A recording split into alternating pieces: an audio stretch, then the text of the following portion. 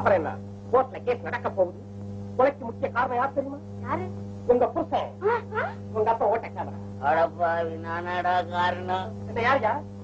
ஜமீன்தார் பையனுக்கு கல்யாணம் பண்ணி வச்ச அவங்க வீட்டுல குழப்பத்தை உண்டு பண்ண கொலை நடக்கிற அளவுக்கு கொண்டு போட்டுருக்கீங்க. கூடல இருக்குன்னு சொல்லுவான் போல இருக்க. சொல்லத்தான் போறேன். உங்களை உள்ள தள்ளத்தான் போறான்.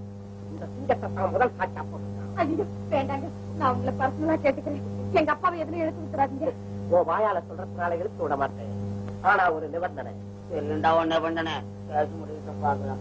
கை கொடுங்க, கை கொடுங்க. என்னுடைய நேர்மையை பாக்குறாருந்தா உங்க மகளை கோர்ட்டுக்கு அனுப்பி பாருங்க. இவ்வளவு அழகா சாட்சி சொல்றேன்.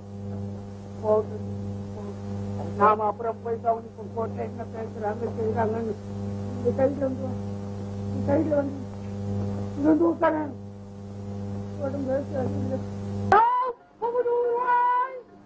கைலாசம், என் மகளுக்கு வாழ்வு கட்டி இன்னொரு சந்தோஷமான விஷயம் உங்ககிட்ட சொல்ல போறேன்.